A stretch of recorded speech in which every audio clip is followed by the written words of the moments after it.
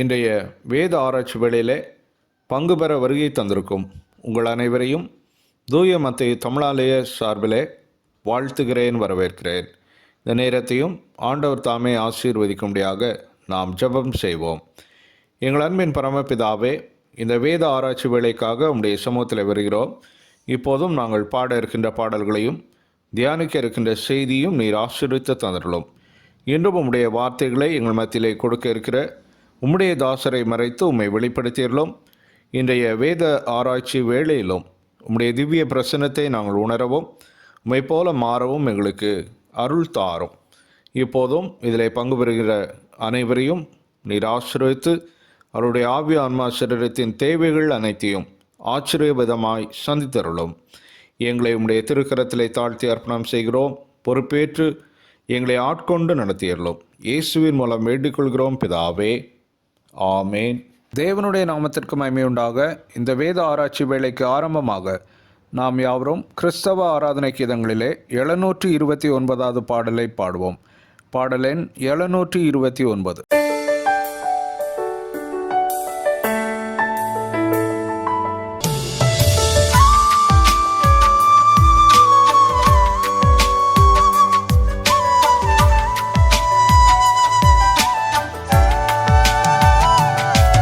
என் உயிரான உயிரான உயிரான இயேசு, என் உயிரான உயிரான உயிரான இயேசு, என் உயிரான இயேசு, என் உயிரோடு கலந்து என் உயிரே நான் உம்மை துதிப்பேன். என் உயிரே நான் உம்மை துதிப்பேன். என் உயிரான இயேசு, என் உயிரோடு கலந்து என் உயிரே நான் உம்மை துதிப்பேன். என் உயிரே நான் உம்மை துதிப்பேன். என் உயிரான உயிரான உயிரான இயேசு, என் உயிரான உயிரான உயிரான இயேசு, என் உயிரான இயேசு, என் உயிரோடு கலந்து என் உயிரே நான் உம்மை துதிப்பேன். என் உயிரே நான் உம்மை துதிப்பேன்.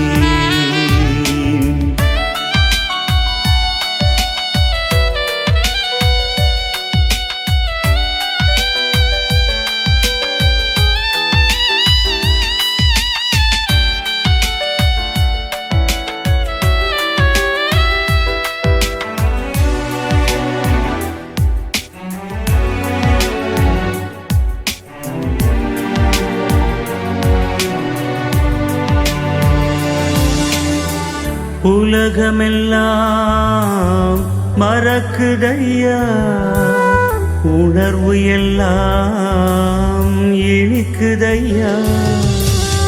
உலகமெல்லாம் மறக்குதையா, உணர்வு எல்லாம் இனிக்குதையா. உம் நாமம் துதிக்கையிலே ஏசையா, உம் அன்பை ருசிக்கையிலே. உம் நாமம் துதிக்கையிலே ஏசையா, உம் அன்பை ருசிக்கையிலே.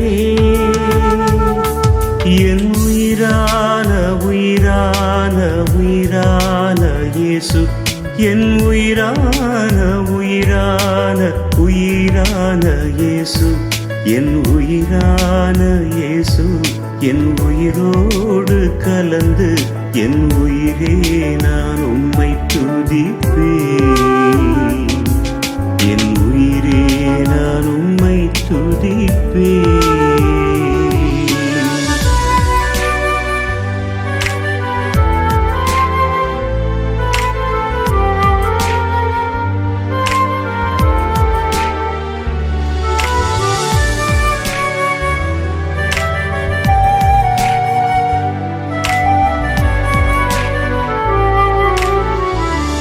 வசனம் எனக்கு உணவாகும், உடலுக்கெல்லாம் மருந்தாகும்.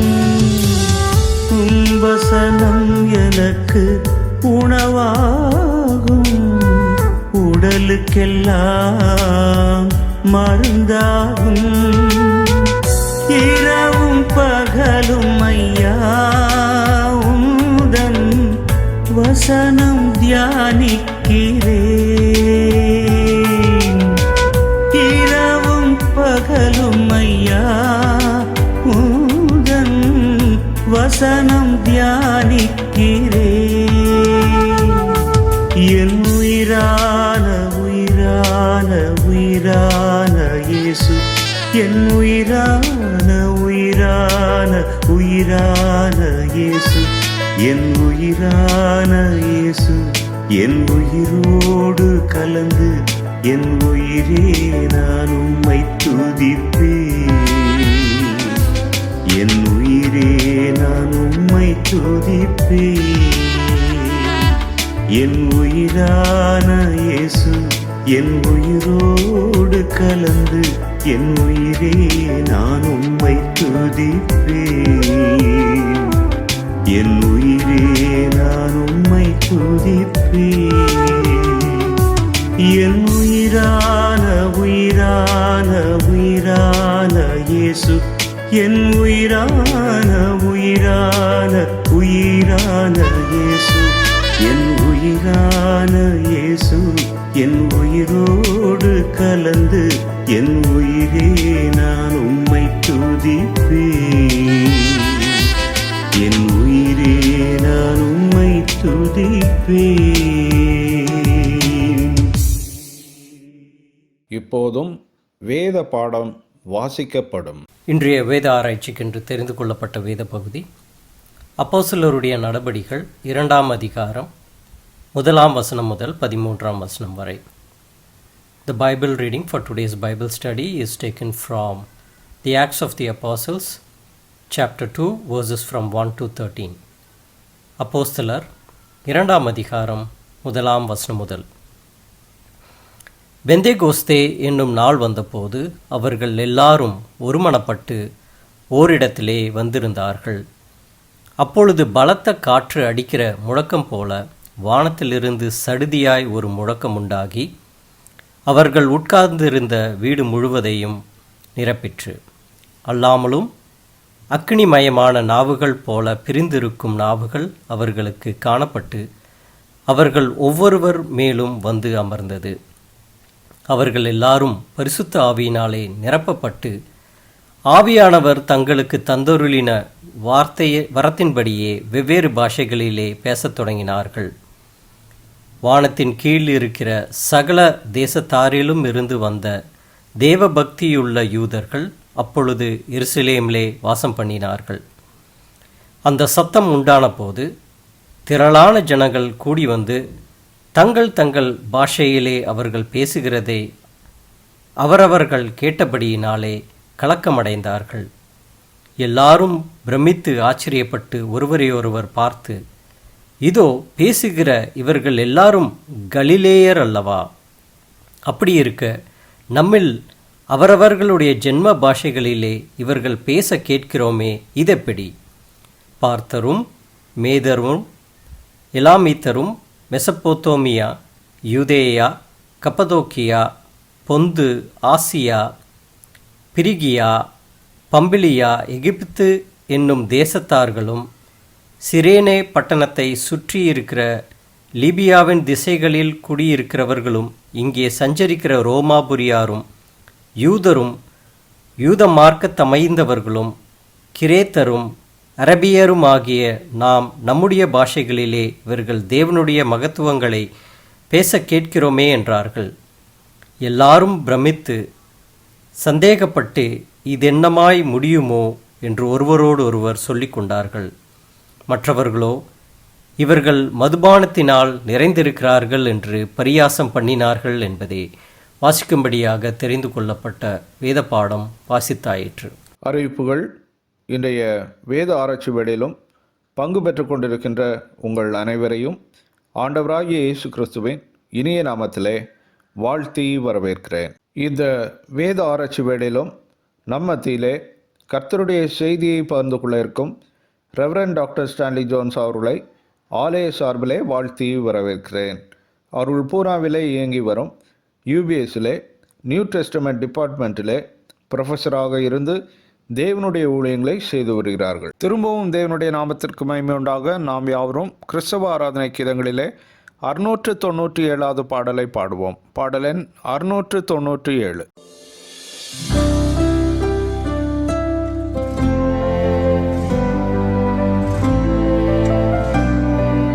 லேசான காரியம் உமக்கது லேசான காரியம், லேசான காரியம் உமக்கது லேசான காரியம்.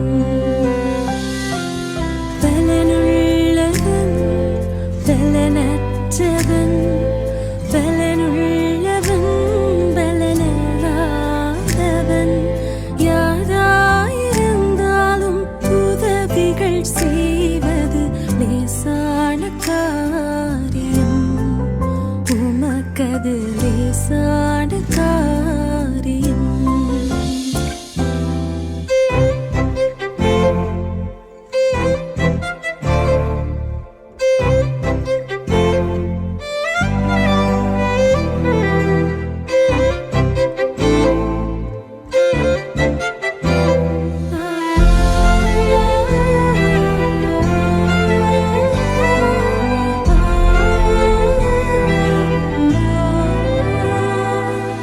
மண்ணை பிசைந்து மனிதனை படைப்பதும் லேசான காரியம்,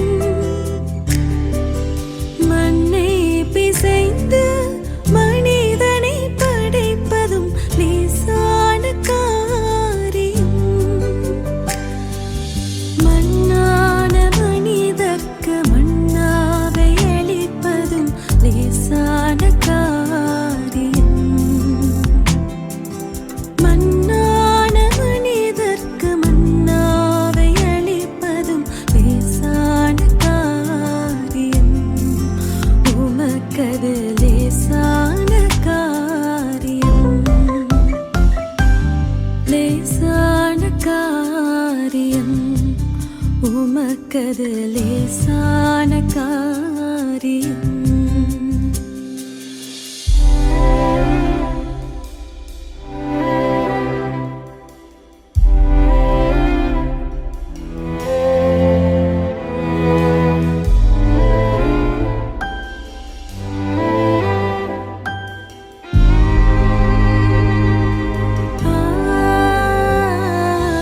இடறிய மீனவனை சீஷனாய் மாற்றுவதும் லேசான காரியம், இடறிய மீனவனை சீஷனாய் மாற்றுவதும் லேசான காரியம். இடையனை கூமகனாய் அரியணை ஏற்றுவதும் லேசான காரியம், இடையனை கூமகனாய் அரியணை ஏற்றுவதும் லேசான காரியம் உமக்கது லேசான காரியம். லேசான காரியம் உமக்கது லேசான காரியம், லேசான காரியம் உமக்கது லேசான காரியம். பலனுள்ளவன் பலனற்றவன், பலனுள்ளவன் பலனல்லாதவன், யாராயிருந்தாலும் உதவிகள் செய்வது லேசான காரியம் உமக்கது லேசான காரியம். இப்போதும் ரெவரண்ட் டாக்டர் ஸ்டான்லி ஜோன்ஸ் அவர்கள் நம்ம மத்தியிலே தேவனுடைய வார்த்தைகளை பகிர்ந்து கொள்வார்கள். கிறிஸ்துவுக்குள் அன்பானவர்களே, ஆண்டவரும் இரட்சகருமாகிய இயேசு கிறிஸ்துவின் இனிய நாமத்தில் உங்களை வாழ்த்துகிறேன். கடந்த முறை நாம் அப்போஸ்தலருடைய நடபடிகள் 1ஆம் அதிகாரம் 12 26 வசனங்களிலிருந்து வரப்போகிற பரிசுத்தாவியானவரை ஏற்றுக்கொள்ள சீஷர்கள் எப்படி தங்களை ஆயத்தப்படுத்தி கொண்டார்கள் என்று பார்த்தோம். 1. அவர்கள் எருசலேமில் பரிசுத்தாவியானவரின் வருகைக்காக பொறுமையோடு காத்திருந்தார்கள். 2. அவர்கள் ஒருமனப்பட்டு ஜெபத்திலும் வேண்டுதலிலும் தரித்திருந்தார்கள். 3. விழுந்து போன யூதாசுக்கு மாற்றாய் ஒரு புதிய சீஷனை தேர்ந்தெடுத்தார்கள். 4. அந்த புதிய சீஷனை தேர்ந்தெடுக்கும் முறையில் தேவனின் சித்தத்தை சார்ந்திருந்தார்கள். 5. தேர்ந்தெடுக்கப்பட்ட மத்தியா அப்போஸ்தலருடன் சேர்த்து கொள்ளப்பட்டான் என்று 5 பாடங்களை கற்றுக்கொண்டோம். இன்று அதன் தொடர்ச்சியான அப்போஸ்தலர் 2ஆம் அதிகாரம் முதல் 13 வசனங்களிலிருந்து பெந்தேகோஸ்தே நாளில் பரிசுத்த ஆவியானவரின் வருகையை குறித்தும் அன்று நடந்த சில நிகழ்வுகளை குறித்தும் கற்றுக்கொள்வோம்.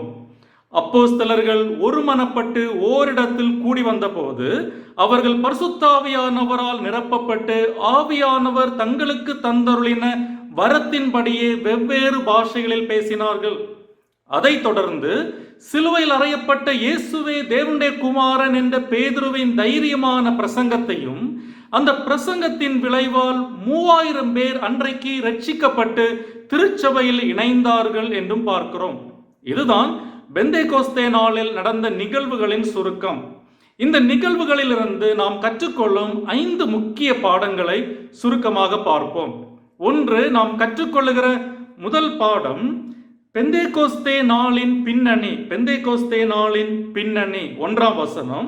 1ஆம் வசனத்தை நான் உங்களுக்கு வாசிக்கிறேன். பெந்தேகோஸ்தே என்னும் நாள் வந்தபோது அவர்கள் எல்லாரும் ஒருமனப்பட்டு ஓரிடத்தில் வந்திருந்தார்கள். பெந்தேகோஸ்தே என்பது யூதர்களின் முக்கியமான பண்டிகைகளில் ஒன்று. பஸ்கா பண்டிகை, பெந்தேகோஸ்தே பண்டிகை, கூடாரங்களின் பண்டிகை, இந்த 3 பண்டிகைகள் தான் யூதர்களின் முக்கியமான பண்டிகைகள். பழைய ஏற்பாட்டில் பெந்தேகோஸ்தே பண்டிகை பல பெயர்களில் அழைக்கப்பட்டது. குறிப்பாக அது வாரங்களின் பண்டிகை என்று அழைக்கப்பட்டது. காரணம், பஸ்காவுக்கு 7 வாரங்களுக்கு பின்பு இந்த பண்டிகை வந்ததால் வாரங்களின் பண்டிகை, the festival of the weeks என்று அழைக்கப்பட்டது. அதே போல அறுப்பு கால பண்டிகை என்றும் இது அழைக்கப்பட்டது. காரணம், கோதுமை அறுப்பு காலத்தின் முடிவில் இந்த பண்டிகை கொண்டாடப்பட்டதால் அறுப்பு கால பண்டிகை, ஹார்வெஸ்ட் ஃபெஸ்டிவல் என்றும் அழைக்கப்பட்டது. அதே போல முதற் பலன்களின் பண்டிகை என்றும் இது அறியப்பட்டது. காரணம், அது கோதுமை அறுப்பின் முதற் பலனை காணிக்கையாக படைக்கும் நாளாக இருந்ததால் அது முதற் பலன்களின் பண்டிகை, festival of the first fruits என்றும் அழைக்கப்பட்டது.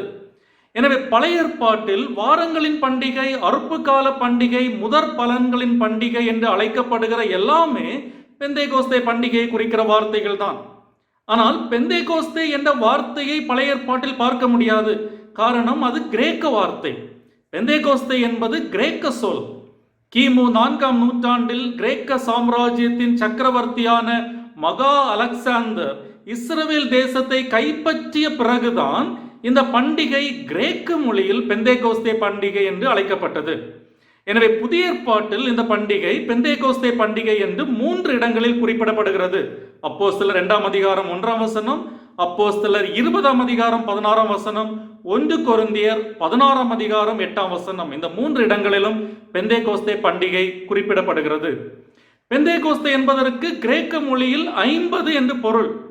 கிறிஸ்து உயிர்த்தெழுந்த நாளுக்கு பின் வந்த 50ஆம் நாள் இந்த சம்பவங்கள் நடந்ததால் பெந்தேகோஸ்தே திருநாள் என்று இந்த நாள் அழைக்கப்பட்டது. எனவே பெந்தேகோஸ்தே என்ற வார்த்தையின் அர்த்தம் 50 அல்லது 50வது நாள்.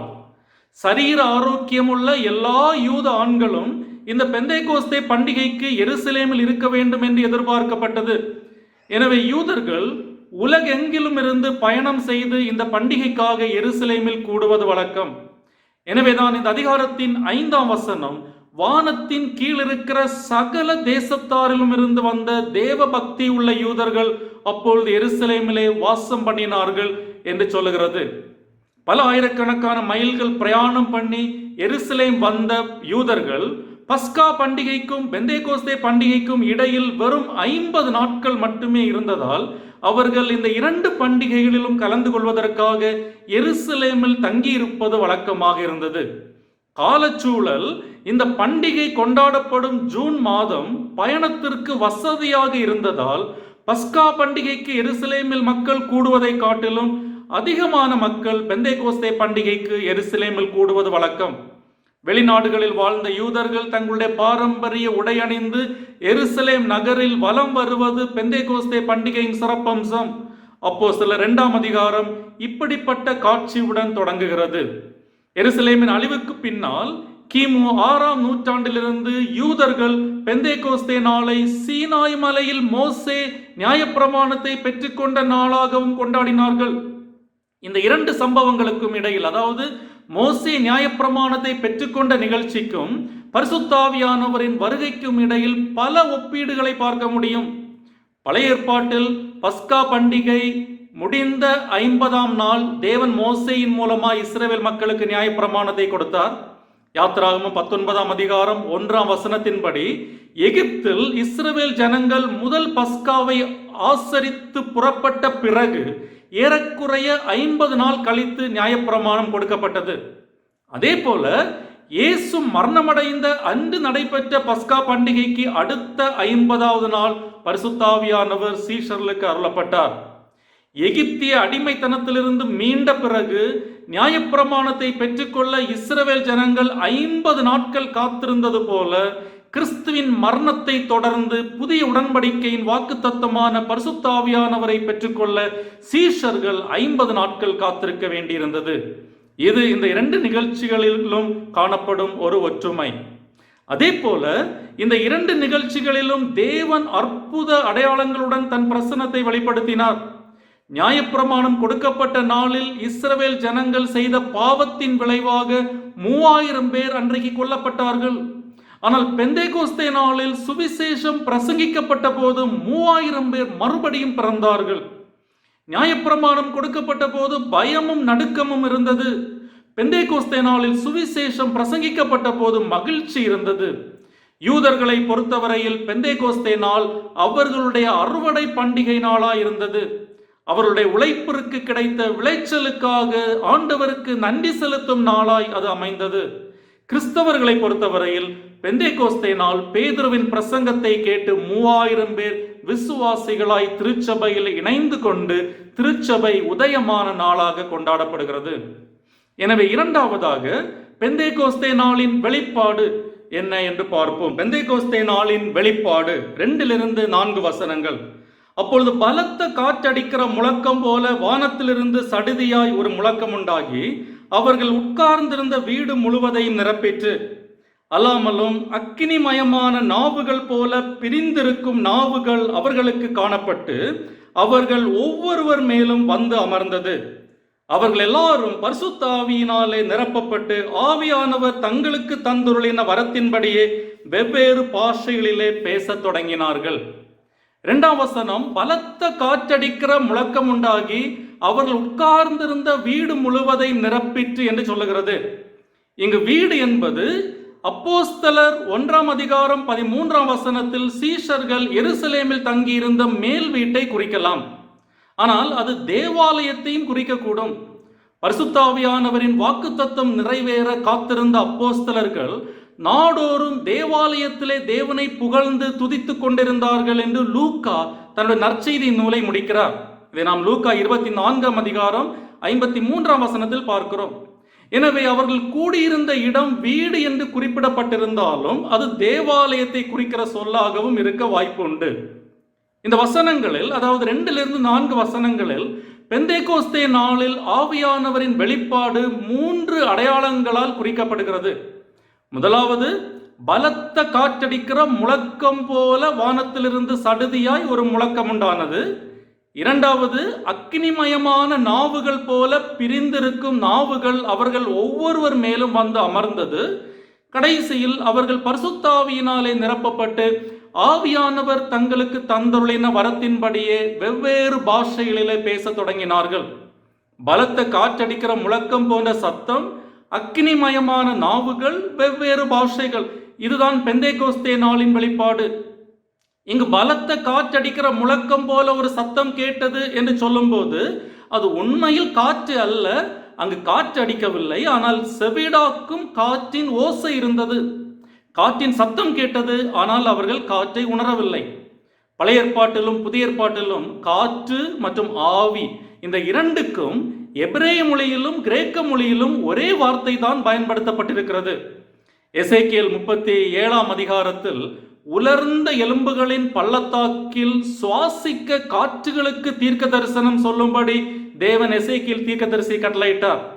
குறிப்பாக எசேக்கியேல் 37ஆம் அதிகாரம் 9ஆம் வசனத்தில் ஆண்டவர், நீ ஆவியை நோக்கி தீர்க்க தரிசனம் உரை, மனுப்புத்திரனே நீ தீர்க்க தரிசனம் உரைத்து ஆவியை நோக்கி, ஆவியே நீ காற்று திசை நான்கிலும் இருந்து வந்து கொலை உண்ட இவர்கள் உயிரடையும்படிக்கு இவர்கள் மேல் ஊது என்கிறார் என்று சொல் என்றார். இங்கு காற்றுக்கும் ஆவிக்கும் ஒரே வார்த்தை தான் பயன்படுத்தப்பட்டிருக்கிறது.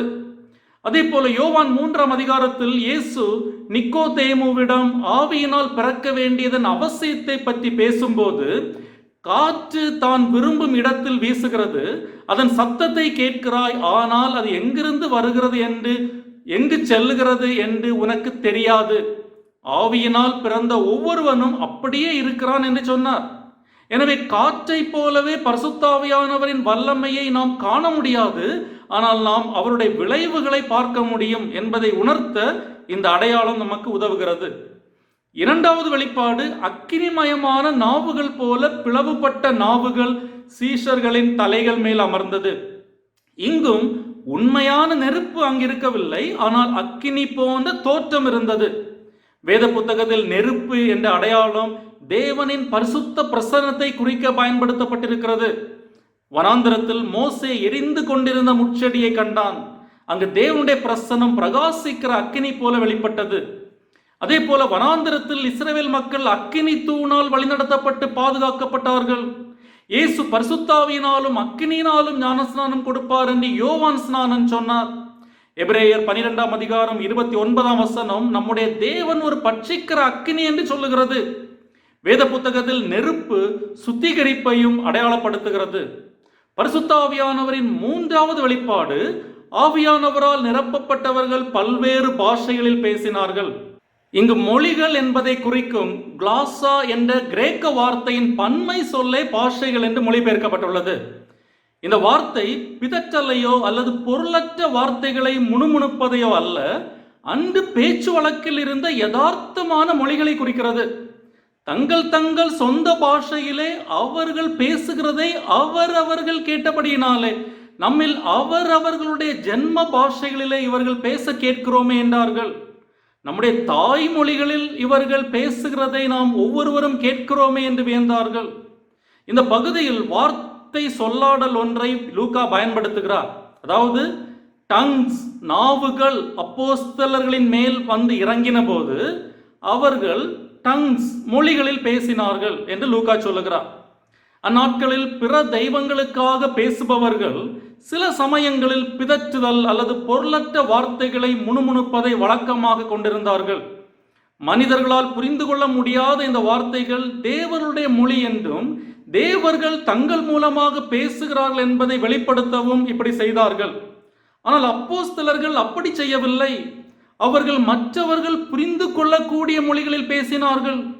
புதிய ஏற்பாட்டில் அந்நிய பாஷை என்று குறிப்பிடப்படும் எல்லா இடங்களிலும் அன்று வழக்கத்தில் இருந்த மொழிகளையே அது குறிக்கிறது. இதில் அற்புதம் என்னவென்றால், இந்த மொழிகள் அப்போஸ்தலர்கள் கற்றிராத மொழிகள், ஆனால் அவர்கள் இந்த மொழிகளை பேசினார்கள். ஆவியானவர் அவர்களுக்கு கொடுத்த வரத்தின்படி பேசினார்கள். மூன்றாவதாக, பெந்தேகோஸ்தே நாளின் நோக்கம் என்ன என்று 5-11 வசனங்களில் பார்க்கிறோம். பெந்தேகோஸ்தே நாளின் நோக்கம் 5-11 வசனங்களை நான் உங்களுக்கு வாசிக்கிறேன். வானத்தின் கீழ் இருக்கிற சகல தேசத்தாரிலும் இருந்து வந்த தேவ பக்தி உள்ள யூதர்கள் அப்பொழுது எருசலேமிலே வாசம் பண்ணினார்கள். அந்த சத்தம் உண்டான போது திரளான ஜனங்கள் கூடி வந்து தங்கள் பாஷையிலே அவர்கள் பேசுகிறதை அவர்கள் கேட்டபடியினாலே கலக்கமடைந்தார்கள். எல்லாரும் பிரமித்து ஆச்சரியப்பட்டு ஒருவரை ஒருவர் பார்த்து, இதோ பேசுகிற இவர்கள் எல்லாரும் கலிலேயர் அல்லவா?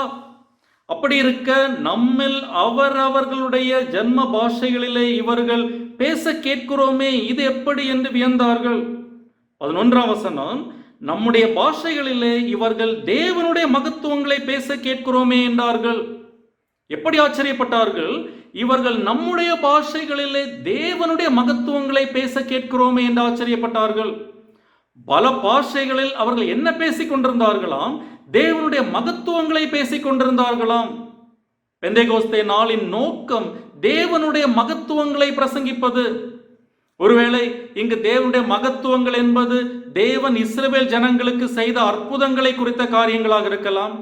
ஆபிரகாம் துவங்கி மோசே, தாவீது தீர்க்கதரிசிகள் வழியாக கிறிஸ்து வரைக்கும் நடந்த வரலாற்று நிகழ்வுகளை ஞாபகப்படுத்தி தேவனை துதிக்கிற சத்தமாக அது இருந்திருக்கும். எல்லாரும் பிரமித்து ஆச்சரியப்பட்டு ஒருவரை ஒருவர் பார்த்து, இதோ பேசுகிற இவர்கள் எல்லாரும் கலிலேயர் அல்லவா என்றார்கள். கலிலேயர் பேசும் விதம், அதாவது அவர்கள் பேச்சு வழக்கு தெற்கே யூதேயாவிலும் எருசலேமிலும் இருந்த யூதர்கள் பேசுவதை விட வித்தியாசமாக இருந்ததால் அங்கு பேசிக்கொண்டிருந்த சீஷர்கள் கலிலேயாவை சேர்ந்தவர்கள் என்பதை அவர்கள் கண்டுபிடித்து விட்டார்கள். கலிலேயா பின்தங்கிய கலாச்சாரம் உடையதாகவும் படிப்பறியாத மக்கள் நிறைந்த பகுதியாகவும் இருந்தது. எனவே கலிலேயாவில் இருந்து வந்தவர்கள் எப்படி நம்முடைய ஜென்ம பாஷையில் பேசுகிறார்கள் என்று வியந்தார்கள். இங்கு ஜென்ம பாஷைகள் என்பது அந்த யூதர்கள் வாழ்ந்த நாட்டின் தாய்மொழியை குறிக்கிறது. முதல் நூற்றாண்டு காலகட்டத்தில் பல காரணங்களுக்காக, குறிப்பாக கொடிய உபத்திரவம் மற்றும் பொருளாதார தேவைகளுக்காக யூதர்கள் உலகமெங்கும் சிதறியிருந்தார்கள். இப்படி இஸ்ரவேல் தேசத்துக்கு வெளியே வாழ்ந்த யூதர்கள் குறைந்தது 4 மொழிகளை கற்றிருந்தார்கள். ஒன்று, யூதர்களின் தாய்மொழியான எபிரேய மொழி அவர்களுக்கு தெரியும். 2, அசீரியர்களின் படையெடுப்பை தொடர்ந்து இஸ்ரவேல் தேசத்தில் அறிமுகப்படுத்தப்பட்ட அசீரியர்களின் மொழியான அராமைக் மொழி யூதர்களின் பேச்சு மொழியாக இருந்தது. 3, அந்நாட்களில் ரோம சாம்ராஜ்யத்துக்குரிய உலகளாவிய மொழியான கிரேக்க மொழியை அவர்கள் கற்றிருந்தார்கள். 4, அவரவர் வாழ்ந்த நாட்டின் தாய்மொழியையும் அவர்கள் அறிந்திருந்தார்கள். குறிப்பாக ரோமாபுரியிலிருந்து வந்தவர்களுக்கு லத்தீன் மொழி தெரிந்திருக்கும், அல்லது அரேபியாவில் இருந்து வந்தவர்களுக்கு அரேபிய மொழி தெரிந்திருக்கும். ஆக இங்கு ஜென்ம பாஷை என்று சொல்வது இந்த 4 கடைசியாக நாம் பார்த்த அவரவர் வாழ்ந்த இடத்து மொழிகளை தான் அவர்களுடைய ஜென்ம பாஷை என்று இங்கு குறிப்பிடப்பட்டிருக்கிறது. கிழக்கிலிருந்து, அதாவது பாபிலோன் பெர்சியா தேசம் தொடங்கி மேற்கு வரைக்கும், அதாவது வடக்கு ஆப்பிரிக்கா மற்றும் ரோமாபுரி வரை பரவி இருந்த 15 நாடுகளை லூக்கா இங்கு குறிப்பிடுகிறார். 9ஆம் வசனத்திலிருந்து 11ஆம் வசனம் வரை 15 நாடுகளை குறிப்பிடுகிறார். பார்த்தரும், மேதரும், எலாமீத்தரும், மெசபத்தோமியா, யூதேயா, கப்பத்தோக்கியா, பொந்து, ஆசியா, பிரிக்கியா, பம்பிலியா, எகிப்து என்னும் தேசத்தார்களும், சிரேனே பட்டணத்தை சுற்றி இருக்கிற லீபியாவின் திசைகளிலே குடியிருக்கிறவர்களும், இங்கே சஞ்சரிக்கிற ரோமாபுரியரும், யூதரும், யூத மார்க்கத்தமைந்தவர்களும், கிரேத்தரும், அரேபியருமாகிய நாம் நம்முடைய பாஷைகளிலே இவர்கள் தேவனுடைய மகத்துவங்களை பேச கேட்கிறோமே என்றார்கள். இந்த 15 நாடுகள் வெறும் பிரதிநிதிகள் மட்டும்தான். காரணம், 5ஆம் வசனம் வானத்தின் கீழ் இருக்கிற சகல தேசத்தாரிலும் இருந்து வந்த யூதர்கள் அங்கிருந்தார்கள் என்று சொல்லுகிறது. உலகத்தில் இருந்த எல்லா தேசத்து பிரதிநிதிகளும் தேவனுடைய மகத்துவங்களை அன்று அறிந்து கொண்டார்கள். அதுதான் பெந்தேகோஸ்தே நாளின் நோக்கமாக இருந்தது. யூதர், கிரேக்கர், ரோமர், புறஜாதியர், எகிப்தியர், மெசபத்தோமியர், அரேபியர் என்று எல்லாருக்கும் அன்று சுவிசேஷம் பிரசங்கிக்கப்பட்டது. பெந்தேகோஸ்தே பண்டிகை கொண்டாட்டத்திற்கான வழிமுறைகளை நாம் லேவியராகமம் 23ஆம் அதிகாரம் 15 - 22 வசனங்களில் பார்க்கிறோம். கொண்டாட்டத்தின் ஒரு பகுதியாக புளித்த 2 அப்பங்களை ஆசாரியர் கர்த்தருக்கு முன்பாக அசைவாட்ட வேண்டும். புளித்த 2 அப்பங்கள். ஏன் 2 அப்பங்கள்? ஒன்று யூதர்களையும் இன்னொன்று புறஜாதிகளையும் குறிக்கிற அப்பங்கள். இஸ்ரவேல் ரட்சிக்கப்படுவது மட்டுமல்லாமல் புறஜாதியாரின் கூட்டமும் ஆண்டவரிடத்தில் திரும்பும். ரட்சிப்பு 2 பேருக்குமானது என்பதை காட்ட 2 அப்பங்கள் படைக்கப்பட்டது. ஒன்று யூதர்கள் சார்பாக, இன்னொன்று புறஜாதியார் சார்பாக. அதுதான் பெந்தேகோஸ்தே நாளில் நடந்தது. பெந்தேகோஸ்தே நாளில் அந்நிய பாஷையின் வரம் கொடுக்கப்பட்டதின் நோக்கம் எல்லா தேசத்து மக்களும் தங்கள் மொழிகளில் கிறிஸ்துவின் அன்பை அறிந்து கொள்ள வேண்டும் என்பதற்காக தான். நமக்கு நாமே அந்நிய பாஷைகளில் பேசிக்கொண்டிருப்பதற்கு அல்ல, எல்லா தேசங்களுக்கும் சுவிசேஷத்தை எடுத்து செல்ல மொழிகளின் வரம் சீஷர்களுக்கு கொடுக்கப்பட்டது. இங்கு கூடியிருந்தவர்கள் தங்கள் சொந்த ஊர்களுக்கு திரும்பி போன போது அவர்கள் சென்ற எல்லா இடங்களிலும் ஆலயம் தொடங்க இது உதவியது. காரணம், தங்களுடைய மொழியிலேயே இவர்கள் ஆண்டவருடைய மகத்துவங்களை கேள்விப்பட்ட அந்த மகத்துவமான செய்தியை தாங்கள் வாழ்ந்த தேசங்களுக்கு எடுத்துச் சென்றார்கள். ரோமாபுரி திருச்சபை உட்பட பல ஆதி திருச்சபைகள் இப்படித்தான் உருவானது.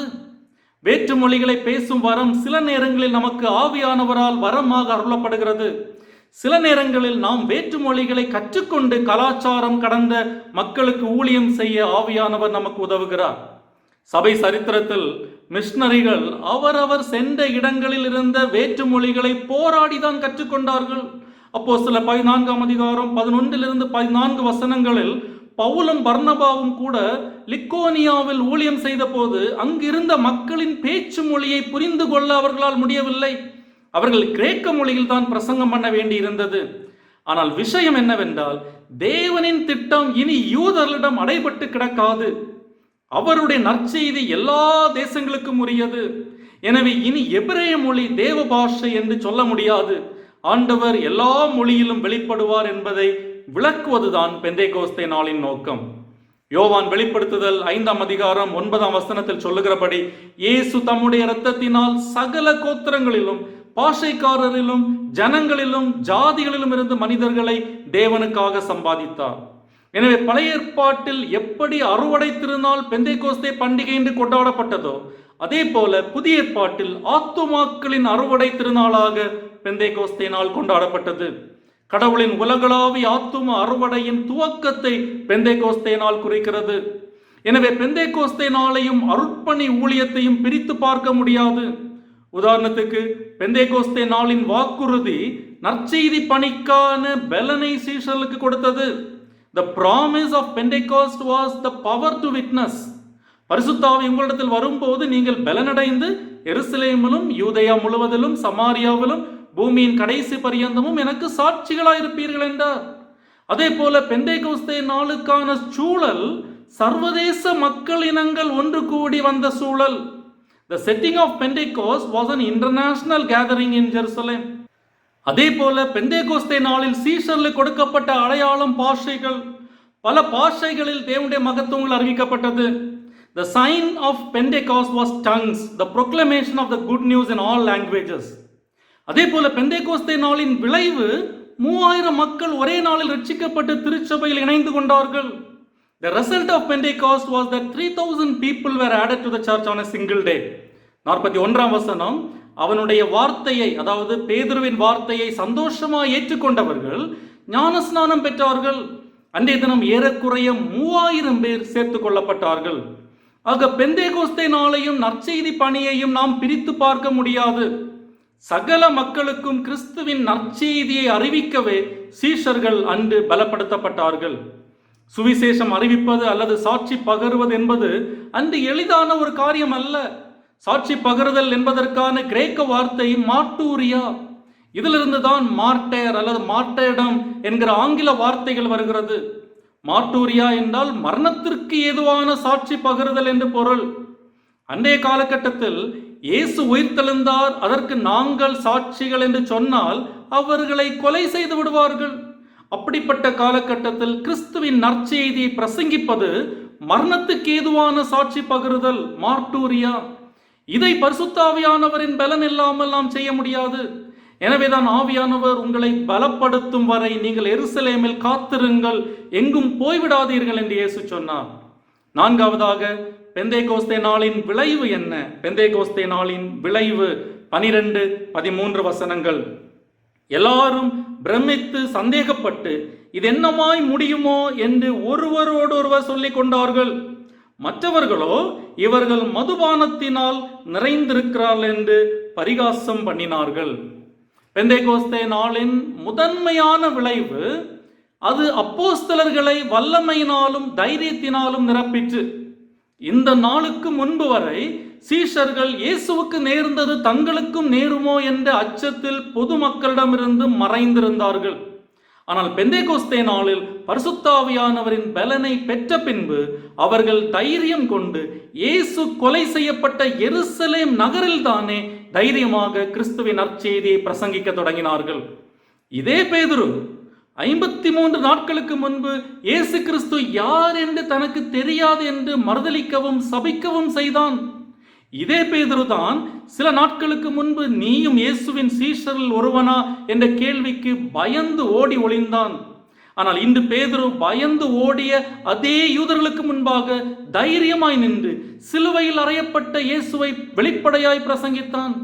இன்னும் சொல்ல போனால் எருசலேம் நகரில் பொந்தியு பிலாத்துவின் முன் இயேசு விசாரணைக்கு கொண்டு வந்தபோது அவரை சிலுவையில் அறையும் என்று கூச்சலிட்ட அதே மக்களுக்கு முன்பாக பேதுரு நின்று பிரசங்கித்தான். நீங்கள் சிலுவையில் அறைந்த இயேசுவை தேவன் எழுப்பினார், நீங்கள் சிலுவையில் அறைந்த இயேசுவை தேவன் எழுப்பினார், இதற்கு நாங்கள் எல்லாரும் சாட்சிகளாய் இருக்கிறோம், அவரே தேவனுடைய குமாரன் என்று தைரியமாய் பிரசங்கித்தான். இந்த தைரியம் பேதுருக்கு எங்கிருந்து வந்தது? கோழைத்தனமான பேதுரு எப்படி இப்படி தைரியசாலியாய் மாறினான்? இது பரிசுத்த ஆவியானவரால் நிகழ்ந்த விளைவு. பேதுரு ஒரு புது மனிதனாக உருமாற்றம் பெறுகிறான். இந்த உருமாற்றம் பேதுருவுக்கு மட்டுமல்ல, மற்ற அப்போஸ்தலர்களுக்கும் நிகழ்ந்தது. எனவேதான் அவர்கள் உலகத்தை கலக்குகிறவர்கள் என்று அறியப்பட்டார்கள். எனவே பெந்தேகோஸ்தே நாள் என்பது வெறும் ஆடல் பாடலுக்கான ஒரு நாள் அல்ல, அது விசுவாசிகளுக்கு அதிகாரம் கொடுத்த நாள். கிறிஸ்தவர்கள் துன்புறுத்தப்பட்டு சித்திரவதை செய்யப்பட்டு சிறைச்சாலைகளில் அடைக்கப்பட்டு கொலை செய்யப்பட்ட அந்த காலகட்டத்தில் கிறிஸ்துவை வெளிப்படையாய் அறிக்கையிடுவதற்கு இந்த பெந்தேகோஸ்தே நாள் மிக முக்கியமான காரணமாக காணப்பட்டது. பெந்தேகோஸ்தே நாளில் நிகழ்ந்த இன்னொரு விளைவு, இங்கு பாபேலின் சாபங்கள் திருத்தப்படுவதையும் நாம் பார்க்கிறோம். ஆதியாகமம் 11ஆம் அதிகாரத்தில் பாபேல் கோபுர நிகழ்வின் விளைவாக மனுக்குலம் பல பாஷைகளால் சபிக்கப்பட்டு சிதறியது. ஆனால் பெந்தேகோஸ்தே நாளில் பல பாஷைகளை கொண்ட மனிதர்கள் ஒன்று கூடி வந்து ஆசீர்வதிக்கப்பட்டார்கள். பாபேல் நிகழ்வில் மனிதர்கள் தங்களையே உயர்த்த விரும்பினார்கள். பெந்தேகோஸ்தே நாளில் தேவன் உயர்த்தப்பட்டார். பாபேல் நிகழ்வில் ஒருவருடைய மொழி இன்னொருவருக்கு புரியாமல் போனது. பெந்தேகோஸ்தே நாளில் ஒவ்வொருவரும் புரிந்து கொள்ளுகிற மொழியில் மற்றவர்கள் பேசினார்கள். பெந்தேகோஸ்தே நாளின் இன்னொரு விளைவு, அங்கு கூடி வந்திருந்தவர்கள் தேவனுடைய மகத்துவங்களை அறிந்து சந்தோஷப்பட்டார்கள். சீஷர்களின் துதியை கேட்டுக்கொண்டிருந்த யூதர்கள் எப்படி உணர்ந்தார்கள் என்று லூக்கா அழகாக சொல்லுகிறார். அவர்கள் கலக்கமடைந்தார்கள் 6ஆம் வசனம். எல்லாரும் பிரமித்து ஆச்சரியப்பட்டார்கள் 7ஆம் வசனம். எல்லாரும் பிரமித்து சந்தேகப்பட்டார்கள் 12ஆம் வசனம். சிலருக்கு அந்த நாள் நம்பிக்கை ஊட்டும் நாளாக இருந்தது. அவர்கள் பிரமித்து ஆச்சரியப்பட்டார்கள். மற்றவர்களோ இவர்கள் இனிய மதுபானத்தினால் நிறைந்திருக்கிறார்கள் என்று பரிகாசம் பண்ணினார்கள். சிலர் விசுவாசித்தார்கள், சிலர் நகைத்து பரிகாசம் பண்ணினார்கள். அற்புதங்கள் கூட தங்கள் வாழ்க்கையை சர்வ வல்லமையுள்ள தேவனுக்கு கொடுக்க விரும்பாத கேலி செய்பவர்களை விசுவாசிக்க வைக்க முடியாது என்பதற்கு இது ஒரு உதாரணம். கிறிஸ்துவின் நற்செய்திக்கு வரும் எதிர்ப்புகளையும் இந்த நிகழ்ச்சி பதிவு செய்கிறது. அப்போஸ்தலர் நடபடிகள் நற்செய்தியின் விரிவாக்கத்தை மட்டுமல்ல, அந்த நற்செய்திக்கு வந்த எதிர்ப்பையும் சேர்த்தே பதிவு செய்கிறது. ஆனால் ஒரு நாள் எல்லாரும் ஒவ்வொரு முழங்காலும் இயேசுவே தெய்வம் என்று அறிக்கையிடும் அந்த நாள் வரை நாம் எதிர்ப்பை எதிர்பார்த்தே ஆக வேண்டும். கடைசியாக 5வதாக பெந்தேகோஸ்தே நாளின் அழைப்பு 14 21 வசனங்களில் பேதுருவின் பிரசங்கத்தில் கொடுக்கப்பட்டது. இந்த நிகழ்வுகளை தொடர்ந்து பேதுரு எழுந்து நின்று யோவேலின் தீர்க்க தரிசன நிறைவேற்றத்தை விளக்குகிறார். மனம் திரும்பவும் கிறிஸ்துவை விசுவாசிக்கவும் பொதுமக்களுக்கு அழைப்பு கொடுக்கப்பட்ட நாள் பெந்தேகோஸ்தே நாள். இதை நாம் அடுத்த மாதம் அப்போஸ்தலர் 2ஆம் அதிகாரம் 14 36 வசனங்களை கற்றுக்கொள்ளும் போது தொடர்ந்து பார்க்கலாம். பெந்தேகோஸ்தே நாளில் பரிசுத்த ஆவியானவர் சீஷர்களிடம் நேரடியாக இயற்கைக்கு அப்பாற்பட்ட விதத்தில் வந்திறங்கினார். இன்று அவர் விரும்பினால் அவர் மறுபடியும் அப்படி ஒரு அசாதாரணமான விதத்தில் கிரியை செய்ய முடியும். ஆனால் வேதம் அவர் வேறு வழிகளிலும் செயல்படுகிறார் என்று சொல்லுகிறது. அதை மறந்துவிடக் கூடாது. இன்றும் அவர் காற்றின் உரத்த சத்தத்தில் மட்டுமே வெளிப்படுவார் என்று ஏமாந்து போய்விடக்கூடாது.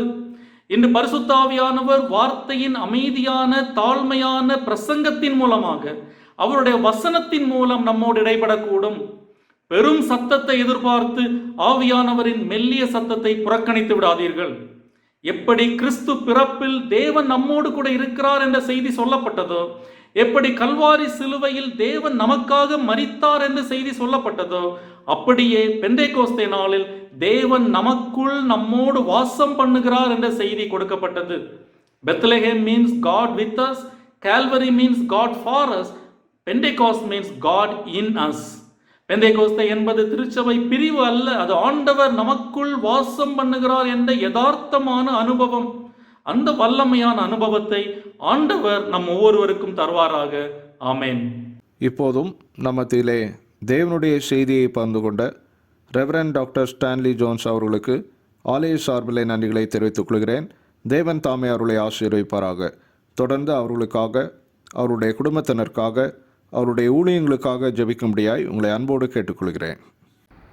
இன்றைய வேத ஆராய்ச்சி வேளையிலும் கலந்து கொண்ட உங்கள் அனைவருக்கும் கர்த்தராகிய இயேசு கிறிஸ்துவின் இனிய நாமத்திலே நன்றிகளை தெரிவித்துக் கொள்கிறேன்.